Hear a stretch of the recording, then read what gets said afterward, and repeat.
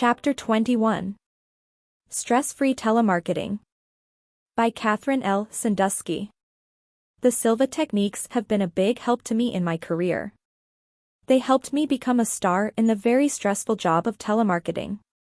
When I got my first job, shortly after finishing high school, some people wondered if I even had a chance of succeeding. But I was lucky, because that job was with Silva International. The first thing they told me to do was to file some invoices. "What's an invoice?" I asked. That kind of shook them up, because I was supposed to be handling the accounts for instructors throughout the United States. One of the benefits of working for Silva International is that you can take the course for free. I took advantage of that and signed up for the next course they offered. Ed Barnes Jr. was my instructor. At the time I took the course, Ed was working on sales power with Jose Silva and Dennis Higgins, our sales trainer. That was a very lucky coincidence for me. The combination of Jose Silva's training with the things Dennis and Ed taught me about selling soon had me doing more than just taking orders for materials from Silva instructors. I was selling them additional merchandise. Ed noticed this, and he asked me if I was interested in coming to his next class to take orders for books and tapes from the students. Take orders for merchandise? I thought. I could do better than that. I could sell merchandise. I went to level and imagined that I would sell so much merchandise that Ed would ask, "How did you do that?" And it worked. The combination of my programming and using the sales tips that I had gotten impressed Ed so much that he insisted I come to all of his classes and sell merchandise. After 5 years of working for Silva International, I moved to Austin, Texas, about 250 miles from Laredo, and got a job working for the state of Texas, as well as working part-time job for the local newspaper. The job with the newspaper was one that few people succeed at telemarketing. My job was to make phone calls for 4 hours each evening, either to sell subscriptions to the newspaper, get people to accept a free trial that would turn into a paid subscription after the trial period ended, or get people to renew and upgrade subscriptions. If you've ever worked that kind of job, you know how difficult it can be. You are calling people who don't especially want to talk to you.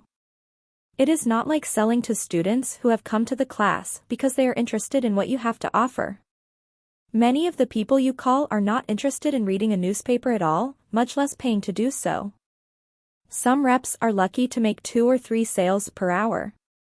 In fact, I have read that good telemarketers usually average about 15 to 18 completed calls per hour, and that says nothing about how many sales result from those calls.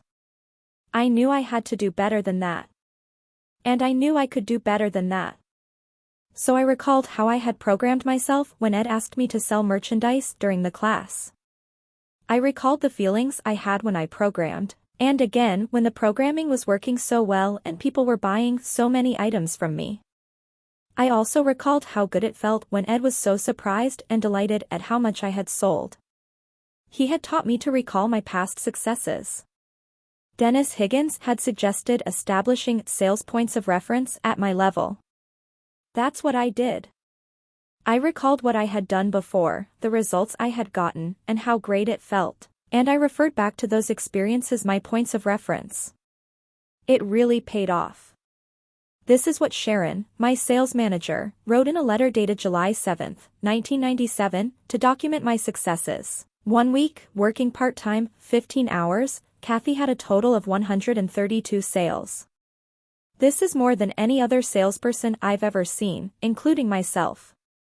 She typically makes more than 100 sales per week.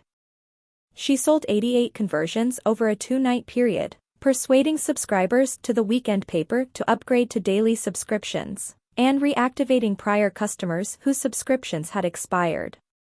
One time, she sold 61 conversions in a 4-hour shift. One reason Sharon was so impressed with my results is because she knew I had never taken a sales course. If you ask her what kind of clothes she uses when she's selling, she'll probably talk about what she's wearing, she wrote. Sharon wasn't quite sure what I was doing, but she saw the results. Her letter continued, "Kathy has a way of sensing just the right thing to say, in order to persuade people to buy. She projects a sincerity and enthusiasm even over the telephone that people respond to. Sharon concluded her letter by saying, "Kathy said it was a program called Silva Mind Control that helped her become such a persuasive salesperson, and I believe her because I can't account for her outstanding success in any other way." The case-working part of the Silva course where you mentally detect what kind of problems people have, and then after confirming that you were accurate, you imagine correcting the problems opened up my intuition where I could tell quickly whether to spend time trying to sell to that person, or whether I should move on to another call.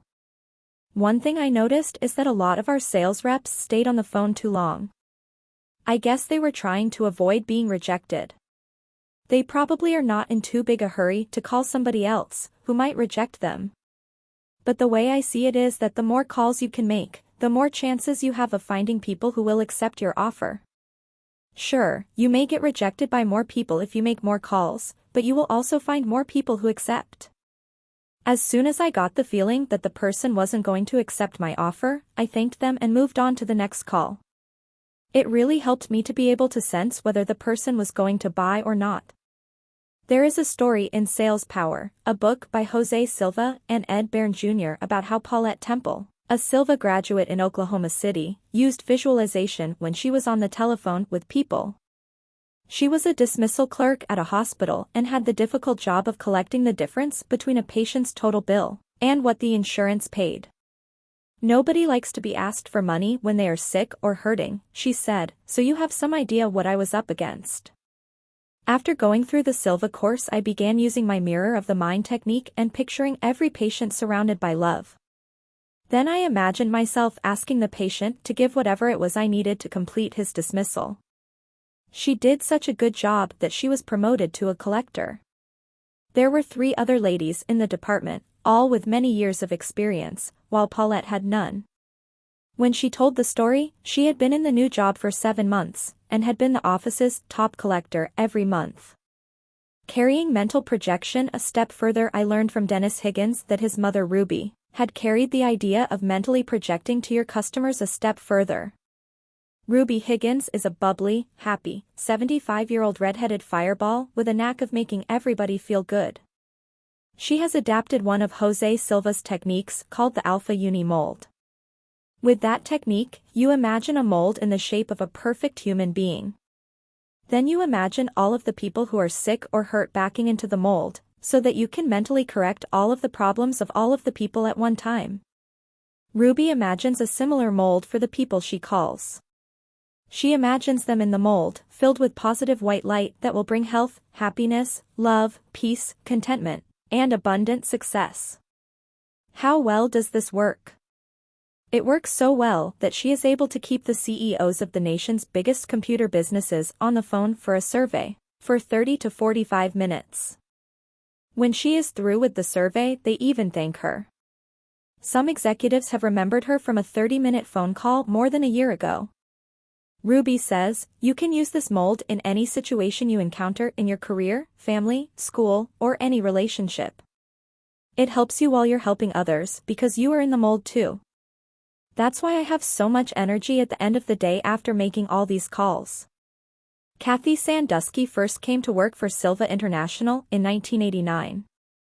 She now owns her own marketing company, CS Marketing Incorporated, in Austin, Texas, specializing in selling Silva courses and products.